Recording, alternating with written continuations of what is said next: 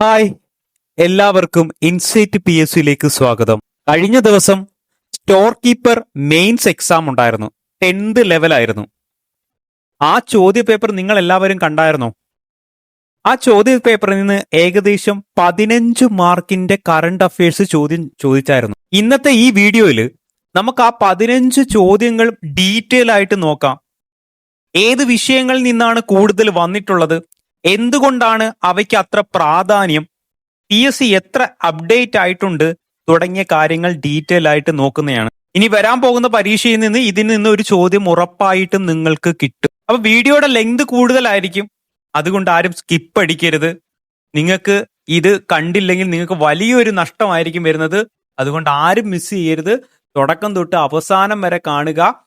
Detail ആയിട്ടാണ് not ഉണ്ടാക്കിയിരിക്കുന്നത്, അതുകൊണ്ട് ലെങ്ത് ആയിരിക്കാം. സ്കിപ്പ് അടിക്കരുത്. ബോർ അടിക്കുവാണെങ്കിൽ 1x 2x ഒക്കെ ഇട്ട് കണ്ടോ. ഓക്കെ, ക്ലിയർ ആണല്ലോ? നമുക്ക് ക്ലാസ്സിലേക്ക് പോയാലോ? ഓക്കെ, ആദ്യത്തെ ക്വസ്റ്റ്യൻ തന്നെ പരിചയപ്പെടുത്താം. ഇന്ത്യൻ ബഹിരാകാശ സഞ്ചാരിയായ ശുഭാൻശു ശുക്ലയുടെ നേതൃത്വത്തിൽ നടന്ന ബഹിരാകാശ ദൗത്യത്തിന്റെ പേരെന്താണ്? ഓർത്തു വെച്ചേക്കണേ. ചോദ്യങ്ങൾ കണ്ടല്ലോ.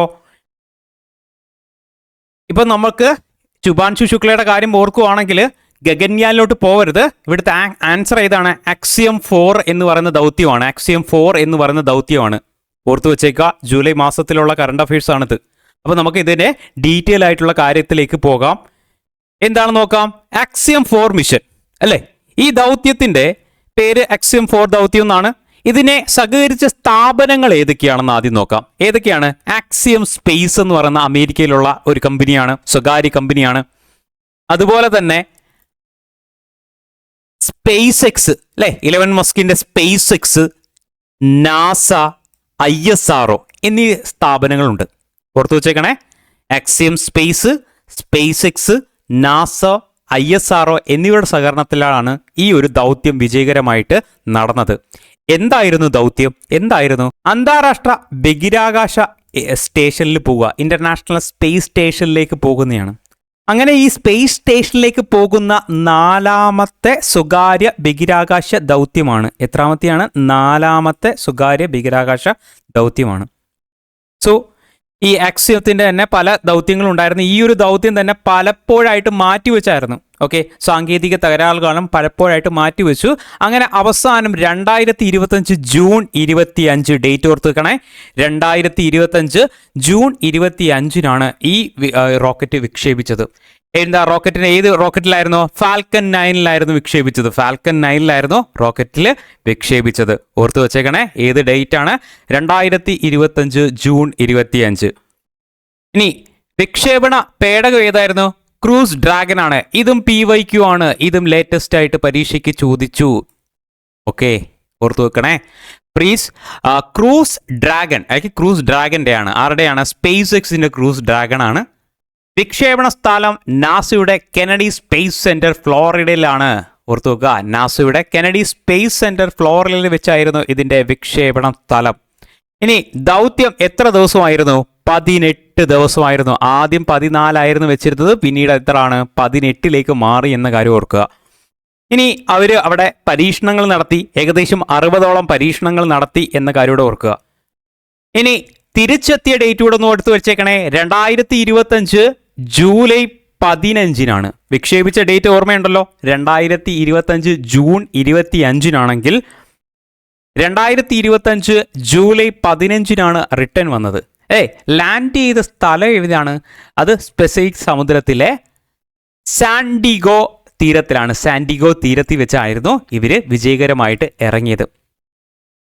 ഓക്കെ, ഇനി ഏത് ക്യാപ്സ്യൂളിനകത്തായിരുന്നു? നമുക്ക് TV-യിലും ന്യൂസിനകത്തൊക്കെ പലപ്പോഴും കണ്ടതാണ്. സ്പേസ് എക്സിന്റെ ക്രൂസ് ഡ്രാഗണിലായിരുന്നു ഇവര് ഇറങ്ങിയത് എന്ന കാര്യം കൂടെ ഓർത്തു വെച്ചേക്കണം. ഓക്കെ, ഇനി ഈ ഒരു യാത്രയിൽ എത്ര പേരുണ്ടായിരുന്നു? 4 പേരാണ് ഉണ്ടായിരുന്നത്. 4 പേര്. ആ 4 പേര് ആരൊക്കെയാണെന്ന് പഠിച്ചു വെച്ചേക്കണം. സ്ലാവോസ് ഉസ്കാൻസ്കി എന്ന് പറയുന്നത്, ഉസ്കാൻസ്കി ഏത് രാജ്യക്കാരനെന്ന് വെച്ചാൽ പോളണ്ട് രാജ്യക്കാരനാണ്. പിന്നീട് പെഗി വിറ്റ്സൺ പഠിച്ചു വെച്ചേക്കണേ. ഇതൊന്നും ഓർക്കുക. കമാൻഡർ ആയിരുന്നു പെഗി വിറ്റ്സൺ. USA ആണ്. കമാൻഡർ. ശുഭാൻശു ശുക്ല ഇന്ത്യയിലെ പൈലറ്റ് ആയിട്ടായിരുന്നു. ടിബോർ കബു അത് ഹംഗറിക്കാരനായിരുന്നു. ടിബോർ കബു ഏതാണ്?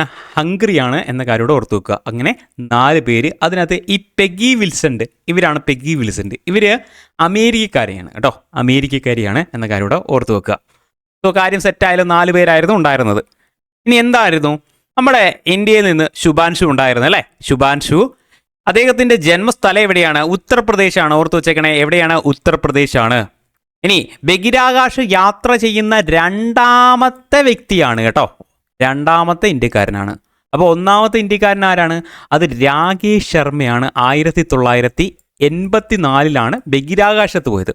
എന്നാൽ ബഹിരാകാശ സ്പേസ് സ്റ്റേഷനിൽ പോയ ആദ്യത്തെ ആളാരെന്ന് വെച്ച് കഴിഞ്ഞാൽ അത് ശുഭാൻഷു ആണ്. സ്പേസ് സ്റ്റേഷനിൽ, ഇന്റർനാഷണൽ സ്പേസ് സ്റ്റേഷനിൽ പോയത് ശുഭാൻഷു ആണ് എന്ന കാര്യം ഓർക്കുക. ബഹിരാകാശത്ത് യാത്ര ചെയ്ത 2ാമത്തെ ഇന്ത്യക്കാരനായിരുന്നു. ഓർത്ത് വെച്ചേക്കണേ.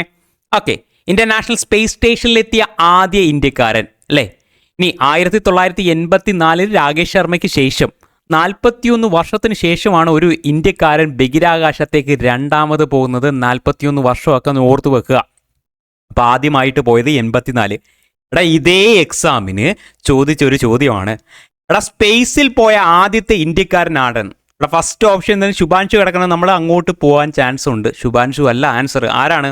അത് രാകേഷ് ശർമ്മയാണ്. വർഷം ഓർക്കുക, 1984 എന്ന കാര്യം. മനസ്സിലായല്ലോ? ഓക്കെ, അപ്പോൾ എന്താണെന്ന് ക്ലിയർ ആയി. 2 ക്വസ്റ്റ്യനാണ് നമ്മളിപ്പം ക്ലിയർ ചെയ്തത്. അടുത്തതിലേക്ക് വരാം. ഇതിൻ്റെ ദൗത്യങ്ങൾ എന്തായിരുന്നു? ഈ മിഷൻ്റെ ദൗത്യം എന്തായിരുന്നു? എടാ, ലോ എർത്ത് ഓർബിറ്റിൽ ഇന്ത്യയുടെ അല്ലെങ്കിൽ നമ്മുടെ ഭൂമിയുടെ താഴ്ന്ന ഭ്രമണതലത്തിൽ ബഹിരാകാശ ടൂറിസം, സ്വകാര്യ ഗവേഷണം എന്നിവയുടെ വാണിജ്യ പ്രവർത്തനങ്ങൾ പ്രോത്സാഹിപ്പിക്കുക. ബിസിനസ്സും ശാസ്ത്രീയ രംഗങ്ങളിൽ വാണിജ്യ ബഹിരാകാശ നിലയങ്ങളുടെ പ്രായോഗികത പ്രദർശിപ്പിക്കുക. അടുത്തത് ബഹിരാകാശ പരിവേഷണത്തിന് അന്താരാഷ്ട്ര സഹകരണം ശക്തിപ്പെടുത്തുക. ഇതൊന്ന് ഓർത്ത് വെക്കണേ. ബഹിരാകാശ പരിവേഷണത്തിൽ എന്ത് ചെയ്യുന്ന പരിവേഷണത്തിൽ അന്താരാഷ്ട്ര സഹകരണം ഉറപ്പുവരുത്തുക. അതുപോലെ മെറ്റീരിയൽ സയൻസ്, ബയോളജി, ഭൂമിയുടെ നിരീക്ഷണം, ജീവശാസ്ത്രം എന്നിവയിൽ ശ്രദ്ധ കേന്ദ്രീകരിച്ച് മൈക്രോഗ്രാവിറ്റി ശാസ്ത്രീയ പരീക്ഷണങ്ങൾ നടത്തുക. ഓർത്തുക, മൈക്രോഗ്രാവിറ്റി ശാസ്ത്രീയ പരീക്ഷണം നടത്തുക. ഇതെല്ലാമായിരുന്നു എന്തിനകത്ത് വരുന്നത്? നമ്മുടെ ഈ ഒരു ദൗത്യത്തിനകത്തെ, മിഷൻ്റെ ദൗത്യത്തിനകത്തെ ലക്ഷ്യങ്ങളായിട്ട് വരുന്നത്. 4 ലക്ഷ്യങ്ങളൊന്ന് ഓർത്ത് വെച്ചേക്കണേ. സോ 2ാമത്തെ ചോദ്യത്തിലേക്ക് പോകാം. 2ാമത്തെ ചോദ്യം. ഓക്കെ, നമ്മൾ ആദ്യത്തെ ചോദ്യം കഴിഞ്ഞു. അതുമായിട്ട് റിലേറ്റ് ചെയ്ത ഒരു ചോദ്യം കൂടെ ആ ഒരു ക്വസ്റ്റ്യൻ പേപ്പറിന് ഉണ്ടായിരുന്നു. അത് ഓർത്ത് വെക്കണം. സ്പേസിൽ പോയ ആദ്യത്തെ ഇന്ത്യക്കാരൻ ആരാണ്? രാകേഷ് ശർമ്മയാണ്. 2ാമത്തെ ഇന്ത്യക്കാരനാണ് ശുഭാൻഷു. 1984. മറന്നു പോകരുത്. ഇനി അടുത്തതിലേക്ക് പോയി കഴിഞ്ഞാൽ ഇന്ത്യൻ ഉപഗ്രഹങ്ങളെ തമ്മിൽ ഓർബിറ്റുകളുടെ ഡോക്കിംഗ് വിജയകരമായി നടത്തിയ ദൗത്യം ഏത് പേരിലാണ് അറിയപ്പെടുന്നത്? ഓർത്തു വെക്കുക. ഇന്ത്യൻ ഉപഗ്രഹങ്ങൾ തമ്മിൽ ഓർബിറ്റിലുള്ള ഡോക്കിംഗ് വിജയകരമായി നടത്തിയ ദൗത്യം ഏത് പേരിലാണ് അറിയപ്പെടുന്നത്? ഓപ്ഷൻ ബി ആണ്, സ്പെഡക്സ് ആണ്. ഓക്കെ, അപ്പോൾ അതുമായിട്ട് ബന്ധപ്പെട്ട കാര്യങ്ങളൊന്നും നോക്കാം. എന്താണ് സ്പെഡക്സ്? സ്പേസ് ഡോക്കിംഗ് എക്സ്പീരിമെൻ്റ് എന്നാണ്. Space docking experiment. എന്താണ് ഡോക്കിംഗ് എന്ന് പറഞ്ഞു കഴിഞ്ഞാൽ? 2 ഉപഗ്രഹങ്ങൾ ബഹിരാകാശത്ത് വെച്ച് കൂട്ടി യോജിപ്പിക്കുന്ന പരിപാടിയാണ് കേട്ടോ. എന്തിനു വേണ്ടിയാണ്? ഇനി വരാൻ പോകുന്ന നമ്മുടെ ഭാരതീയ നിലയമുണ്ടല്ലോ, 2030 വരാൻ പോകുന്നത്.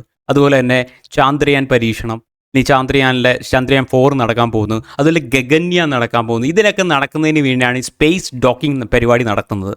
അപ്പം ഭാവിയിലുള്ള ഇന്ത്യയുടെ ദൗത്യങ്ങൾക്ക് വേണ്ടിയാണ് ഈ സ്പേസ് ഡോക്കിങ്ങിൻ്റെ ഒരു എക്സ്പെരിമെൻ്റ് നടന്നത്. സോ ഈ എക്സ്പെരിമെൻ്റ് എന്നാണ് നടന്നത്? വിക്ഷേപിച്ച ഡേറ്റ് എന്താണ്? 2024 ഡിസംബർ 30 ഡേറ്റ് പഠിച്ചു വെച്ചേക്കണേ. അപ്പോൾ സ്പെഡക്സ് വിക്ഷേപിച്ച ഡേറ്റ് എന്നാണ്? 2024 ഡിസംബർ 30. 2024 ഡിസംബർ 30. എവിടെ നിന്നാണ്? സതീഷ് ധവാൻ സ്പേസ് സെൻറ്ററിൽ നിന്നാണ്. ശ്രീഹരിക്കോട്ടയാണ്. ഏത് വാഹനമായിരുന്നു? PSLV C-16 ആണ്. 60 ആണ്. ഓർത്ത് വെക്കുക, 60 PSLV C-16 60. ഓക്കെ, നമ്മുടെ ISROയുടെ 2024 അവസാനത്തെ ദൗത്യം കൂടിയായിരുന്നു. ഓക്കെ, PSLVയുടെ അവസാനത്തെ 2024 അവസാനത്തെ ദൗത്യമായിരുന്നു. അവസാനത്തെ ഡിസംബർ 30 ഓർത്ത് വെക്കുക. ഇനി എന്തായിരുന്നു ഇതിന്റെ ഭ്രമണപഥം എങ്ങനെയാണ്? ഭൂമിയിൽ നിന്നും ഏകദേശം 470 മുതൽ 476 കിലോമീറ്റർ ഉയരത്തിലായിരുന്നു. ദൗത്യം എത്ര ദിവസം നീണ്ടു? 66 ദിവസങ്ങളായിരുന്നു കാലാവധിയായിട്ടുള്ളത്. ഇതിന്റെ ഈ ഡോക്കിംഗ് വിജയകരമായ കംപ്ലീറ്റ് ചെയ്ത ദിവസത്തോടെ പഠിച്ചു വെച്ചേക്കണേ 2025 ജനുവരി 16. ഓർത്തു വെക്കുക, ഡോക്കിംഗ് വിജയകരമായിട്ട് പൂർത്തിയാക്കിയ ഡേറ്റ് എന്നാണ് 2025 ജനുവരി 16 എന്ന കാര്യം കൂടെ ഓർത്ത് വെക്കുക. അപ്പോൾ ക്ലിയർ ആണല്ലോ. അപ്പോൾ നമ്മൾ പഠിച്ച കാര്യങ്ങളൊന്ന് പറഞ്ഞു. ഓക്കെ, എന്താണ് സ്പെഡെക്സിന്റെ full form? Space docking experiment എന്നാണ്. ഓക്കെ, അപ്പോൾ എന്നാണ് വിക്ഷേപിച്ചത്? 2024 ഡിസംബർ 30 എവിടെ നിന്നാണ് വിക്ഷേപിച്ചത്? സതീഷ് ധവാൻ സ്പേസ് സെന്ററിൽ നിന്നാണ്. PSLVയുടെ 60ാമത്തെ ദൗത്യമാണ് PSLV C-16 എന്ന കാര്യം കൂടെ ഓർക്കുക. PSLV C-16 വിക്ഷേപണ വാഹനം ഏതാണ്? PSLV C-16 ഇനി ഭ്രമണപഥം എത്രയാണ്? 470 മുതൽ 476 കിലോമീറ്ററാണ് ഭൂമിയിൽ നിന്ന്. ദൗത്യകാലം എത്രയാണ്? 66. ഡോക്കിംഗ് വിജയകരമായിട്ട് ദൗത്യം പൂർത്തിയാക്കിയ ഡേറ്റ് എന്നാണ്? 2025 ജനുവരി 16 എന്ന കാര്യം ഓർക്കുക. ഓക്കെ, ഇത് ക്ലിയർ ആയോ നിങ്ങൾക്ക് എല്ലാവർക്കും? കേട്ടുകൊണ്ടിരിക്കുന്നവർക്കെല്ലാം ക്ലിയർ ആയോ? നമുക്ക് അടുത്തതിലേക്ക് പോയാലോ? ഇനി എന്താണ് ഇതിനകത്ത് 2 ഭാഗങ്ങളുണ്ടായിരുന്നു, ഓർത്തു വെക്കണേ. SDX ഇതും പരീക്ഷയ്ക്ക് ചോദിച്ചിട്ടുള്ളതാണ്. SDX 01 എന്താണ്? അതിന് ചേസർ എന്ന് പറയും. ഇത് പരീക്ഷയ്ക്ക് ചോദിച്ചതാണ്, അടുത്തിടെ ഈ 2025 പരീക്ഷയ്ക്ക് തന്നെ ചോദിച്ചതാണ്. SDX 02 ഇതെന്താണ്? ടാർജറ്റാണ്. അപ്പം ചേസറും ടാർജറ്റും ഉണ്ടായിരുന്നു എന്ന കാര്യം ഇവിടെ ഓർത്ത് വെച്ചേക്കണം. ആദ്യകാലം ഇവിടെ ആദ്യ ഒരു ഘട്ടത്തിൽ 20 കിലോമീറ്റർ വരെ എന്ത് ചെയ്യുക? അടുപ്പിക്കുമായിരുന്നു. രണ്ടാമത്തെ ഘട്ടത്തിൽ എന്ത് ചെയ്യുക? ടൈം ചെല്ലും തോറും ഈ ഡോക്കിങ്ങിൻ്റെ ഈ അകലം കുറച്ച് കൊണ്ടുവന്ന് ദൗത്യം അല്ലെങ്കിൽ ഈ ഒരു കൂട്ടിമുട്ടിക്കുക അല്ലെങ്കിൽ യോജിപ്പിക്കുന്ന പരിപാടിയായിരുന്നു ഉണ്ടായിരുന്നത്. സോ മനസ്സിലായോ? സോ ഇതിൻ്റെ ഭാരം എത്രയായിരുന്നു? 220 കിലോഗ്രാം ആയിരുന്നു ഭാരം. ഓർത്ത് വെച്ചേക്കണം, 220 കിലോഗ്രാം ആയിരുന്നു ഭാരമായിട്ട് ഉണ്ടായിരുന്നത്. ക്ലിയർ ആണോ? ഇനി മിഷൻ ഡയറക്ടർ ആരായിരുന്നു? M ജയകുമാർ ആയിരുന്നു മിഷൻ ഡയറക്ടർ. പ്രോജക്ട് ഡയറക്ടറാണ് N സുരേന്ദ്രനാണ്. പഠിച്ചു വെച്ചേക്കണം, മിഷൻ ഡയറക്ടറാണ് M ജയകുമാർ. പ്രോജക്ട് ഡയറക്ടറാണ് N സുരേന്ദ്രൻ. ഈ ഡോക്കിംഗ് ദൗത്യം വിജയകരമായിട്ട് പൂർത്തിയാക്കുന്ന 4ാമത്തെ രാജ്യം ഇമ്പോർട്ടൻ്റ് ആണ്. 4ാമത്തെ രാജ്യമാണ്. വേറെ ഏതൊക്കെ രാജ്യങ്ങളാണ്? America, Russia, China, India. പഠിച്ചോ, അമേരിക്ക, റഷ്യ, ചൈന, ഇന്ത്യ ആണ് 4ാമത്തെ രാജ്യമാണ്. അപ്പോൾ നോക്കിയേ, നമ്മൾ പഠിച്ചത് എന്താണ്? ചേസറും ടാർജറ്റും ഉണ്ട്. എന്താണ് ചേസറിൻ്റെ പേരെന്താണ്? SDX 01. SDS 02 എന്താണ്? ടാർജറ്റ് ആണ് എന്ന കാര്യം ഇവിടെ ഓർത്തേക്കണേ. ഇനി എന്താണ്? ഇനി മിഷൻ ഡയറക്ടർ ആരാണ്? M ജയകുമാർ. പ്രോജക്ട് ഡയറക്ടറാണ് N സുരേന്ദ്രൻ. 4ാമത്തെ രാജ്യമാണ് America, Russia, China, India. Clear ആണല്ലോ. ഇനി അടുത്താണ് പോയം 4 എന്ന് പറയുന്നത്. അതെന്താണ്? PSLV ഓർബിറ്റൽ എക്സ്പെരിമെൻ്റ് മൊഡ്യൂൾ ആയിരുന്നു. ഈ ഒരു നമ്മുടെ ഈ ഡോക്കിംഗ് PSLV C-16 കൂടെ വിക്ഷേപിച്ച മറ്റൊരു ദൗത്യം കൂടിയായിരുന്നു പോയം 4. അപ്പോൾ പോയം 4ൻ്റെ ഫുൾ ഫോം പരീക്ഷയ്ക്ക് ചോദിക്കും. എന്താണ്? PSLV ഓർബിറ്റൽ എക്സ്പെരിമെൻ്റൽ മൊഡ്യൂൾ എന്നാണ്. SpaceXന്റെ ഡോക്കിങ്ങിൻ്റെ ഭാഗമായിട്ട് തന്നെയാണ് ഇതും വിക്ഷേപിച്ചത്. അല്ലെങ്കിൽ ഇതിൻ്റെ ലക്ഷ്യം എന്തായിരുന്നു? റോക്കറ്റ് ഭാഗങ്ങൾ പുനരുപയോഗിക്കുന്നതിൻ്റെ ഭാഗമായിട്ടുള്ള പരീക്ഷണങ്ങൾ നടത്തുക, അതുപോലെ തന്നെ ജൈവ പരീക്ഷണം നടത്തുക. ഇത് ഓർത്ത് വെച്ചേക്കണേ, ജൈവ പരീക്ഷണം നടത്തുക. ഈ ഉപഗ്രഹങ്ങളുടെ ഭ്രമണപഥത്തിൽ എത്തിച്ചതിന് ശേഷം റോക്കറ്റിലെ 4ാമത്തെ ഘടകത്തിൽ എന്തുണ്ടായിരുന്നു? വിത്ത് മുളപ്പിച്ചായിരുന്നു. പയർ വിത്ത് മുളപ്പിച്ച് ജൈവ പരീക്ഷണം നടത്തിയായിരുന്നു എന്ന കാര്യം കൂടെ ഓർക്കുക. മനസ്സിലായോ? അപ്പോൾ ഈ വിത്ത് മുളപ്പിക്കുന്നതിന് വേണ്ടി പങ്കാളിത്തം ഉണ്ടായിരുന്ന ഒരു യൂണിവേഴ്സിറ്റി ഉണ്ടായിരുന്നു. അതുകൊണ്ടൊന്ന് പഠിച്ചു വെച്ചേക്കണേ. അപ്പം മുംബൈയിലെ അമിറ്റി യൂണിവേഴ്സിറ്റിയുടെ അമിറ്റി പ്ലാന്റ് എക്സ്പെരിമെൻറ്റ് മൊഡ്യൂളിലായിരുന്നു ഈ വിത്ത് മുളപ്പിച്ചത് എന്ന കാര്യം കൂടെ ഓർത്ത് വെച്ചേക്കണം. അപ്പോൾ ഏത് യൂണിവേഴ്സിറ്റി ആയിരുന്നു? മുംബൈയിലെ ഏതാണ്? അമിറ്റി യൂണിവേഴ്സിറ്റി ആയിരുന്നു എന്ന കാര്യം കൂടെ ഓർത്ത് വെച്ചേക്കണേ. അപ്പം ക്ലിയർ ആയോ? അപ്പം നമ്മൾ ഇത്രയും കാര്യങ്ങൾ ക്ലിയർ ആയോ? പോയം 4 എന്താണ്? സെറ്റാണ്. പോയം 4ൻ്റെ ഫുൾ ഫോം എന്താണ്? ഓർബിറ്റൽ എക്സ്പെരിമെൻ്റൽ മൊഡ്യൂൾ എന്നാണ്. സ്പേസ് ഡോക്കിങ്ങിൻ്റെ ഭാഗമായിട്ട് തന്നെയായിരുന്നു. PSLV C-16 ഇതിനകത്തായിരുന്നു പയർ വിത്ത് മുളപ്പിച്ചത്. അതെന്താണ്? ഏത് യൂണിവേഴ്സിറ്റി ആയിട്ട് ബന്ധപ്പെട്ടാണ്? മുംബൈയിലെ അമിറ്റി യൂണിവേഴ്സിറ്റി. പഠിച്ചു വെച്ചേക്കണേ. ഓക്കെ, അടുത്ത ചോദ്യത്തിലേക്ക് പോകാം. ഓപ്പറേഷൻ സിന്ദൂറുമായി ബന്ധപ്പെട്ട് ശരിയായ പ്രസ്താവന ഏത്? ഓപ്പറേഷൻ സിന്ദൂറുമായിട്ട് ബന്ധപ്പെട്ട് ശരിയായ പ്രസ്താവനയാണ് ഇവിടെ ചോദിച്ചേക്കുന്നത്. ശരിയായത് ഓർത്തു വെച്ചേക്കണം. ജമ്മു കാശ്മീരിലെ പെഹൽഗാം ആക്രമണത്തിന് ഇന്ത്യ നൽകിയ തിരിച്ചടിയാണ് ഓപ്പറേഷൻ സിന്ദൂർ. ഓക്കെ, അടുത്ത ഓപ്ഷൻ എന്താണ്? 2025 മെയ് 7 ഇത് നടന്നത്. ഈ അക്രമത്തില് ഇന്ത്യൻ കരസേന, വ്യോമ, നാവികസേനകൾ പങ്കെടുത്തു. ഓക്കെ, ഇതിലെ എല്ലാ ഓപ്ഷനും ശരിയാണ്. ഇപ്പം ഡേറ്റുകളൊക്കെ ഒന്ന് ഓർത്ത് വെച്ചേക്കണേ. മെയ് 7 ഒക്കെ ഡീറ്റെയിൽ ആയിട്ട് പറയാം. ഓപ്പറേഷൻ എന്നാണ് 2025 മെയ് 7 പുലർച്ചെ 1 മണിക്കായിരുന്നു. പെഹൽഗാം ആക്രമണത്തില് 26 പേര് മരണപ്പെട്ട കാര്യം നമുക്കറിയാം. അത് നടന്ന ഡേറ്റ് കൂടെ ഓർത്ത് വെച്ചേക്കണേ. 2025 ഏപ്രിൽ 22. ഇതിന്റെ ഭാഗമായിട്ട് ഇന്ത്യ തിരിച്ചടിച്ചത് പാകിസ്ഥാനിലെ 9 എന്താണ് ഭീകരവാദ കേന്ദ്രങ്ങളാണ്. 9 ഭീകരവാദ കേന്ദ്രങ്ങളാണ്. പാക് ഒക്കുപ്പൈഡ് കാശ്മീരിലെ 5 കേന്ദ്രങ്ങളും പാകിസ്ഥാൻ മെയിൻലാൻഡിലെ 4 കേന്ദ്രങ്ങളുമാണ്. ഇനി ഇതിന് ഉപയോഗിച്ച വിമാനങ്ങൾ ഏതൊക്കെയാണ്? റാഫേൽ യുദ്ധവിമാനം, മിറാഷ് ഫ്ലൈറ്റുകളാണ്. റാഫേൽ യുദ്ധവിമാനങ്ങളും മിറാഷ് ഫ്ലൈറ്റുകൾ എന്ത് ചെയ്തു? ഇതിനു വേണ്ടി ഉപയോഗിച്ചു. ഇത് വളരെ ഇമ്പോർട്ടന്റ് ആണ്. ഇത് പഠിച്ചു വെച്ച ഉപയോഗിച്ച ആയുധങ്ങൾ ഏതൊക്കെയാണ്? ഇമ്പോർട്ടന്റ് ആണ്. Scalp cruise missile, scalp cruise missile, hammer ബോംബുകൾ, ഓക്കെ, മിസൈലുകൾ, ഹാമർ ബോംബ് മിസൈലുകള്, ഹാപ്പി റഡാർ. എന്തിനു വേണ്ടിയാണ്? റഡാർ അല്ലെ, ഹാപ്പി എന്ന് പറഞ്ഞത് റഡാർ നശിപ്പിക്കുന്ന ഡ്രോണുകളാണ്. Happy radar ഡ്രോണുകളാണ്. അത് ഇസ്രയേലിൽ നിന്ന് വാങ്ങിച്ചാണ്, ഇസ്രയേലിൽ നിന്ന്.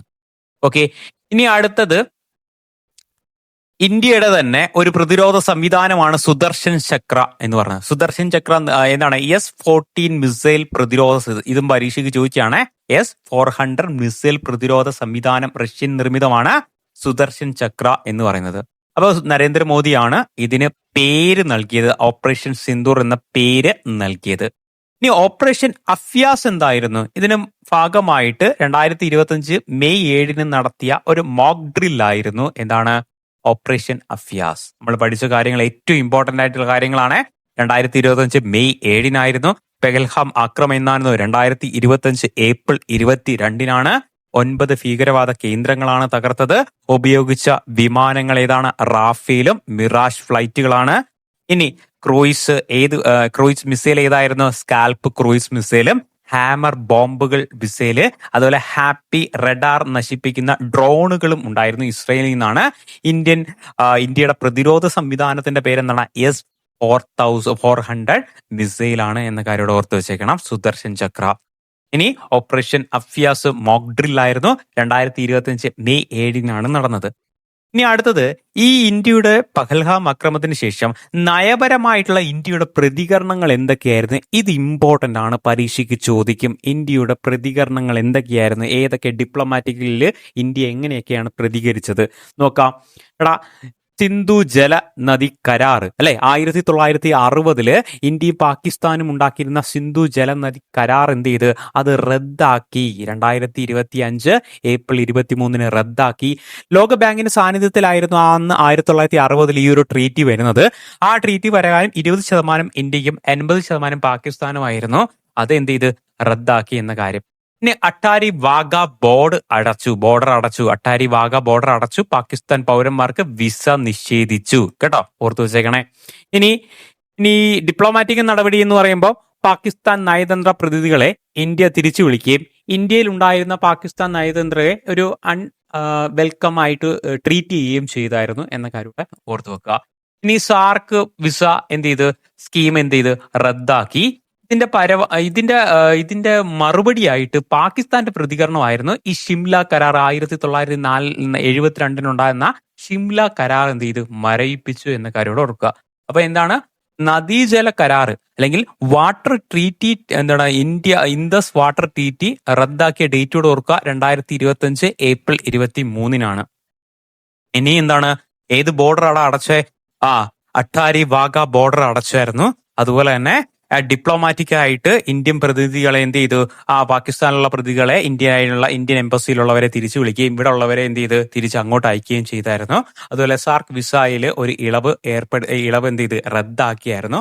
ഇനി അതുപോലെ തന്നെ ഇതിന്റെ ഭാഗമായിട്ട് പാകിസ്ഥാന്റെ ഒരു പ്രതികരണമായിരുന്നു ഷിംല കരാർ. 1972 ഷിംല കരാർ മരവിപ്പിക്കണം എന്ന്. ഓക്കെ, ക്ലിയർ ആണോ? ഇതിന്റെ ഭാഗമായിട്ട് പരീക്ഷയ്ക്ക് ഒരുപാട് ചോദിച്ചിട്ടുള്ള ഓഫീസർമാർ ആരൊക്കെയാണ്? കേണൽ സോഫിയ ഖുറേഷി പരീക്ഷയ്ക്ക് ചോദിച്ചായിരുന്നല്ലോ. Wing commander Vyomika Singh. ഇവർ രണ്ടുപേരും ചേർന്നിട്ടായിരുന്നു ആ പ്രസ് മീറ്റിംഗിൽ കാര്യങ്ങളെല്ലാം പറഞ്ഞത്. ഓക്കെ, ഇനി അടുത്തയിലേക്ക് വന്ന വിദേശകാര്യ സെക്രട്ടറി ആയിരുന്ന വിക്രം മിശ്രിയാണ്. വിദേശകാര്യ സെക്രട്ടറി വിക്രം മിശ്രി. ഇത് മൂന്നും പരീക്ഷയ്ക്ക് ചോദിച്ചായിരുന്നു. ഓർത്തു വെച്ചേക്കണേ. സോഫിയ ഖുറേഷി, വിംഗ് കമാൻഡർ വ്യോമിക സിംഗ് എന്ന കാര്യം ഇവിടെ ഓർത്തു വെക്കുക.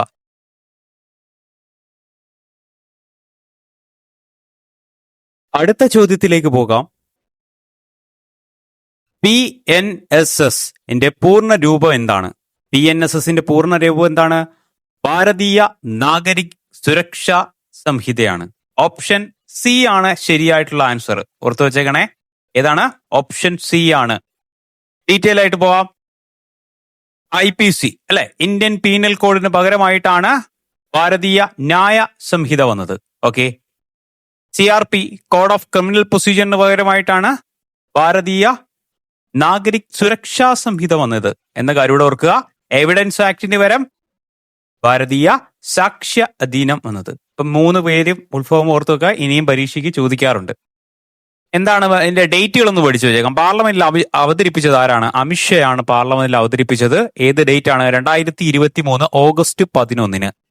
ഇനി ലോക്സഭ പാസ്സാക്കിയത് അതേ വർഷം തന്നെ 2023 ഓഗസ്റ്റ് 11. 2023 ഓഗസ്റ്റ് 11 പാർലമെന്റ് അവതരിപ്പിക്കുന്നു. ലോക്സഭ പാസ്സാക്കുന്നത് 23 ഡിസംബർ 20 രാജ്യസഭ പാസ്സാക്കുന്നത് 23 ഡിസംബർ 21 ഈ ഒരു ഡേറ്റ് പഠിച്ചു വെച്ചേക്കണം. പ്രസിഡന്റ് ഒപ്പുവെച്ച ഡേറ്റ് എന്നാണ്? 2023 ഡിസംബർ 25 ക്രിസ്മസിന്റെ അന്നാണ്. ഇനി എന്നാണ് നമ്മുടെ ദ്രൗപദി മുർമു ആണ് ഇത് ഒപ്പുവെച്ചത് എന്ന കാര്യം ഓർക്കുക. ഈ ഡേറ്റ് ആണ് ഒരുപാട് എക്സാമിന് ചോദിച്ചിട്ടുണ്ട്. എന്നാണ് നിലവിൽ വന്നതെന്ന്? 2024 ജൂലൈ 1 വന്നത്. 2024 ജൂലൈ 1 ഇന്ത്യ മുഴുവനായിട്ട് ഇത് നിലവിൽ വന്നത്. കാര്യം മനസ്സിലായല്ലോ. ഇനി അടുത്ത ചോദ്യത്തിലേക്ക് വരാം. ഏത് മന്ത്രിസഭയുടെ കീഴിലാണ് ഇന്ത്യ സെമി കണ്ടക്ടർ മിഷൻ എന്ന് പ്രവർത്തിക്കുന്നത്? ഇന്ത്യൻ സെമി കണ്ടക്ടർ മിഷൻ ഏത് മന്ത്രാലയത്തിന്റെ അണ്ടറിലാണ് പ്രവർത്തിക്കുന്നതെന്ന് വെച്ചാൽ ഇലക്ട്രോണിക്സ് ആൻഡ് ഇൻഫർമേഷൻ ടെക്നോളജി മന്ത്രാലയം. ഓപ്ഷൻ ബി ആണ്. അപ്പൊ എന്താണെന്ന് പഠിക്കാം. അത് കുറച്ച് കാര്യങ്ങൾ എന്താണ് ഇതിന്റെ കറണ്ട് അഫയേഴ്സിന്റെ പ്രാധാന്യം. അടുത്തിടെ ഇതിന്റെ ഒരു സമ്മേളനം കൂടിയായിരുന്നു. അപ്പൊ അതുമായി ബന്ധപ്പെട്ട് ഒരു മീറ്റിംഗ് ലോകരാജ്യങ്ങളിലെ പ്രധാനപ്പെട്ട കമ്പനികൾ വന്ന് ഈ ഇന്ത്യയിൽ വെച്ചൊരു മീറ്റിംഗ് ഉണ്ടായിരുന്നു. അതിന്റെ ഡീറ്റെയിലും കാര്യങ്ങളും എല്ലാം ഞാൻ പറയുന്നതാണ്. സോ ഇനി മുതൽ അല്ലെങ്കിൽ ഇനി ഇന്ത്യ ഒരു പുതിയൊരു യുഗത്തിലേക്ക് പോവുകയാണ്. ഇന്ത്യയുടെ സെമി കണ്ടക്ടർ മിഷൻ. അപ്പൊ ഇങ്ങനെ ഒരു തോട്ട് ആദ്യമായിട്ട് വരുന്നത് 2021 ഓർത്തു വെച്ചേക്കണേ. എന്നാണ്?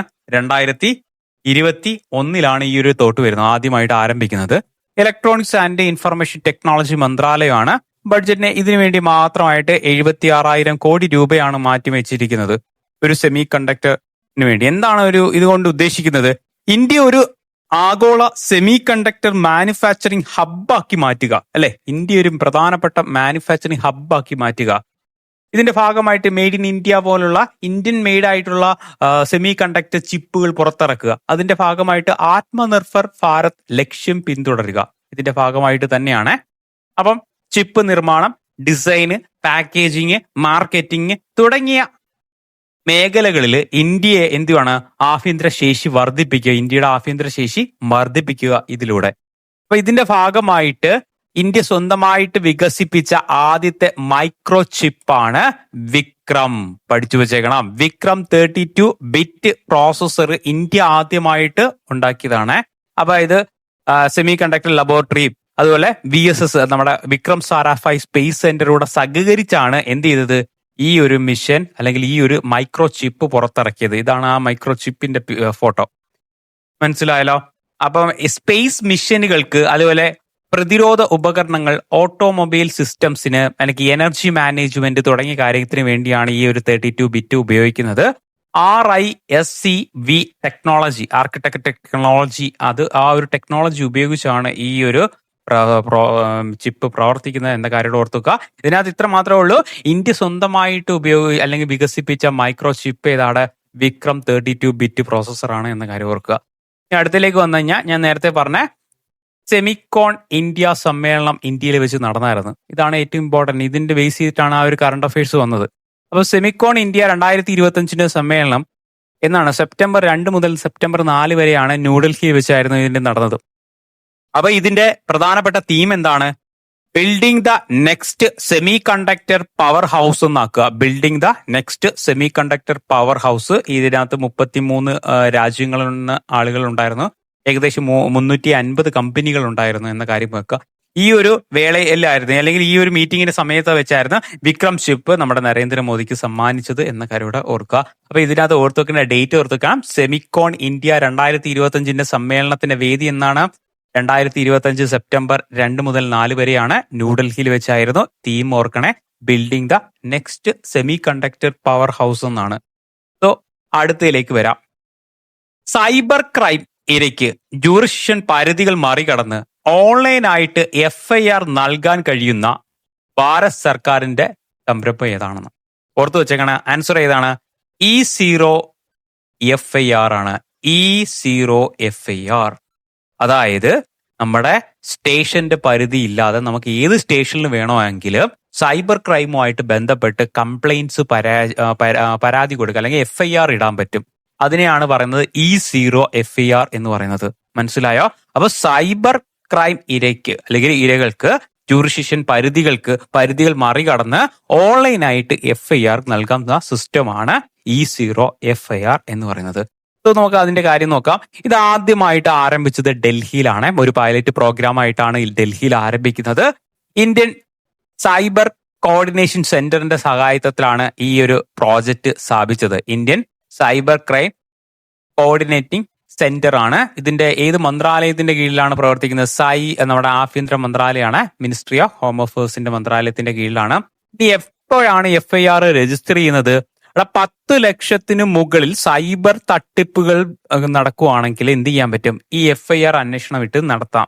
അല്ലെങ്കിൽ 10 ലക്ഷത്തിന് മുകളിൽ സൈബർ തട്ടിപ്പുകൾക്ക് വേഗത്തിൽ FIR രജിസ്റ്റർ ചെയ്ത് അന്വേഷണം നടത്താൻ പറ്റും. അപ്പൊ ഇതിലൂടെ എന്ത് ചെയ്യാൻ പറ്റും? ഈ FIRന്റെ രജിസ്ട്രേഷന്റെ താമസമൊക്കെ കുറയ്ക്കാൻ പറ്റും. പെട്ടെന്ന് പണം ഒക്കെ നമുക്ക് കണ്ടെത്താൻ പറ്റും. ഓക്കെ. ഇനി സൈബർ ക്രൈമുമായിട്ട് ബന്ധപ്പെട്ട ഹെൽപ്പ് ലൈൻ നമ്പർ പഠിച്ചു വെച്ചെങ്ങനെ? 1930 കേട്ടോ. 1930 ആണ്. 1930 ആണ് സൈബർ ക്രൈമുമായിട്ട് ബന്ധപ്പെട്ട അല്ലെങ്കിൽ സൈബറുമായിട്ട് ബന്ധപ്പെട്ട ഹെൽപ്പ് ലൈൻ നമ്പറാണ്. ഇനി ഈ ഒരു FIR, ഈ 0 FIR 3 ദിവസത്തിനുള്ളിൽ റെഗുലർ FIR ആയിട്ട് മാറ്റണം. എത്ര ദിവസമാണ്? അവിടെ കാലതാമസം എത്രയാണ്? 3 ദിവസമാണ് എന്ന കാര്യം ഓർക്കുക. എവിടെയാണ് ആരംഭിച്ചത്? ഡൽഹിയിലാണ് ആരംഭിച്ചത്. നമ്മുടെ BNSSന്റെ സെക്ഷൻ 173(1)(2) സബ് ക്ലോസുമായിട്ട് ബന്ധപ്പെട്ടാണ് ഈ നിയമം ഉണ്ടാക്കിയിരിക്കുന്നത് എന്ന കാര്യം ഇവിടെ ഓർത്തു വെക്കുക. അടുത്ത ചോദ്യമാണ്, UN സുസ്ഥിര വികസന റിപ്പോർട്ട് റാങ്കിംഗ് 2025 ഉൾപ്പെട്ട രാജ്യങ്ങളുടെ പട്ടിക ചുവടെ കൊടുത്തിരിക്കുന്നു. ശരിയായത് കണ്ടെത്താനാണ് പറഞ്ഞിരിക്കുന്നത്. 1ാം സ്ഥാനം ഫിൻലൻഡ്, ശരിയാണ്. 2ാം സ്ഥാനം സ്വീഡൻ, ശരിയാണ്. 3ാം സ്ഥാനം ഇന്ത്യ, അത് തെറ്റായിട്ടുള്ള ഓപ്ഷനാണ് എന്ന കാര്യം ഓർക്കുക. അപ്പം 3 ക്യാൻസൽ ചെയ്യാമല്ലോ. 3 ക്യാൻസൽ ചെയ്യാം. 1 മാത്രമല്ല, 1ഉം 2ഉമാണ്. ആൻസർ ഏതാണ്?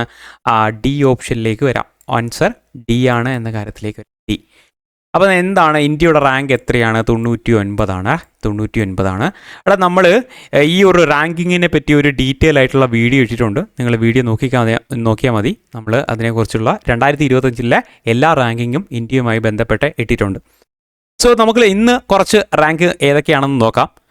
ഒന്നാമത് സ്റ്റേറ്റ് എനർജി എഫിഷ്യൻസിയാണ്. സംസ്ഥാനങ്ങളുടെ പട്ടിക വെച്ച് വെച്ചിട്ടാണ് ഇന്ത്യയിലുള്ള സംസ്ഥാനങ്ങളുടെ പട്ടിക വെച്ച് സ്റ്റേറ്റ് എനർജി എഫിഷ്യൻസിയിൽ 1ാം സ്ഥാനമുള്ളത് ഏതാണ്? അത് മഹാരാഷ്ട്രയാണ്. 1ാം സ്ഥാനം ഏതാണ്? മഹാരാഷ്ട്രയാണ്. 2ാം സ്ഥാനം ആന്ധ്രാപ്രദേശാണ്. 3ാം സ്ഥാനം ആസാമിലാണ്.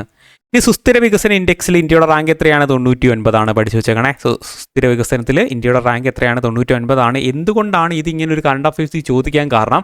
ആദ്യമായിട്ടാണ് സുസ്ഥിര വികസനത്തിൽ ഇന്ത്യ 100-നകത്ത് വരുന്നത്. സോ അത് ഒരു ഇമ്പോർട്ടൻറ്റ് ഫാക്ടറാണ്. ഇനി എന്താണ്, ഫിൻലാൻഡ് ആണ് ഒന്നാമത് വരുന്നത്. 17 സുസ്ഥിര വികസന സൂചികളുടെ അടിസ്ഥാനത്തിലാണ് ഈ ഒരു റാങ്ക് ഇടുന്നത്. ഇനി എനർജി ട്രാൻസിഷൻ ഇൻഡെക്സിൽ വേൾഡ് റാങ്കിൽ വെച്ച് നോക്കുകയാണെങ്കിൽ ഇന്ത്യയുടെ റാങ്ക് എത്രയാണ്? ഇന്ത്യയുടെ റാങ്ക് 71 ആണ്. ഇന്ത്യയുടെ റാങ്ക് എത്രയാണ്? 71. ഒന്നാം സ്ഥാനമുള്ളത് സ്വീഡനാണ്. ഒന്നാം സ്ഥാനം സ്വീഡനാണ് എന്ന കാര്യം. ഇനി അടുത്ത് global human development index important ആണ്, വളരെ വളരെ ഇമ്പോർട്ടൻ്റ് ആണ്. ഹ്യൂമൻ ഡെവലപ്മെൻറ്റ് ഇൻഡെക്സ് ഇന്ത്യയുടെ റാങ്ക് എത്രയാണ്? 130 ആണ്. ഫിൻലൻഡ് ആണ് എന്ത് ചെയ്ത് ഒന്നാം സ്ഥാനത്തുള്ളത്. ഫിൻലൻഡ് ആണ്. ആരോഗ്യം, വിദ്യാഭ്യാസം, വരുമാനം, ജീവിത നിലവാരം തുടങ്ങിയ കാര്യങ്ങൾ വെച്ചിട്ടാണ് ഈ ഒരു ഇൻഡെക്സ് ഇടുന്നത്. കാര്യം മനസ്സിലായോ? അപ്പോൾ സ്റ്റേറ്റ് എനർജി എഫിഷ്യൻസിയിൽ മഹാരാഷ്ട്രയാണ്. ഇനി സുസ്ഥിര വികസനത്തിൽ ഫിൻലാൻഡ് ആണ്. രണ്ടാമത് സ്വീഡനാണ്. ഇന്ത്യയുടെ റാങ്ക് 99 ആണ്. എനർജി ട്രാൻസിഷൻ ഇൻഡെക്സിൽ സ്വീഡനാണ് ഒന്നാം സ്ഥാനം. ഇന്ത്യയുടെ റാങ്ക് 71. ഇന്ത്യയുടെ റാങ്ക് എത്ര? 71. ഹ്യൂമൻ ഡെവലപ്മെൻറ്റ് ഇൻഡെക്സിൽ 130 ആണ്. 130. ഇനി അടുത്തിലേക്ക് വരുവാണെങ്കിൽ ഇന്ത്യൻ സംസ്ഥാനങ്ങളുടെ സ്ത്രീ സുരക്ഷ അടിസ്ഥാനം നോക്കുവാണെങ്കിൽ ഏറ്റവും സ്ത്രീ സുരക്ഷയുള്ള ടോപ്പ് സ്ഥലം ഏതാണെന്ന് വെച്ച് കഴിഞ്ഞാൽ കൊഹിമയാണ്. കൊഹിമ, നാഗാലാൻഡിലെ കൊഹിമയാണ്. ഇനി ഗ്ലോബൽ ജെൻഡർ ഗ്യാപ്പ് ഇൻഡെക്സിൽ ഇന്ത്യയുടെ സ്ഥാനം എത്രയാണ്? 131. 130 ഏതായിരുന്നു? അത് ഹ്യൂമൻ ഡെവലപ്മെൻ്റ് ആയിരുന്നു. 131 ജെൻഡർ ഗ്യാപ്പ്. ഇനി ഗ്ലോബൽ പീസ് ഇൻഡെക്സിൽ ഇന്ത്യയുടെ റാങ്ക് എത്രയാണ്? 115. അതും ഐസ്ലൻഡ് ആണ്. ഓർത്ത് വെച്ചേക്കണേ, അതും ഐസ്ലൻഡ് ആണ് ഒന്നാം സ്ഥാനത്തുള്ളത്. 115 peace. 115 peace, 131 gender gap, 130 human development index. Okay. ഇനി അടുത്ത വേൾഡ് പ്രസ് ഫ്രീഡം 151. അത് പഠിക്കാൻ എളുപ്പമല്ലേ? 515 രണ്ട് സൈഡിൽ നിന്ന് പ്രസ് ചെയ്യല്ലേ, 5നെ പ്രസ് ചെയ്യുക എന്ന് ഓർക്കുക. 151. ഒന്നാം സ്ഥാനം ഏതാണ്? നോർവേ ആണ്. ഇനി അടുത്തത് കറപ്ഷൻ പെർസെപ്ഷൻ ഇൻഡെക്സിൽ ഇന്ത്യയുടെ റാങ്ക് എത്രയാണ്? 96 ആണ്. കറപ്ഷൻ പെർസെപ്ഷൻ ഇൻഡെക്സിൽ ഇന്ത്യയുടെ റാങ്ക് എത്രയാണ്? 96 ആണ്. ഓർത്തു വെച്ചേക്കണം.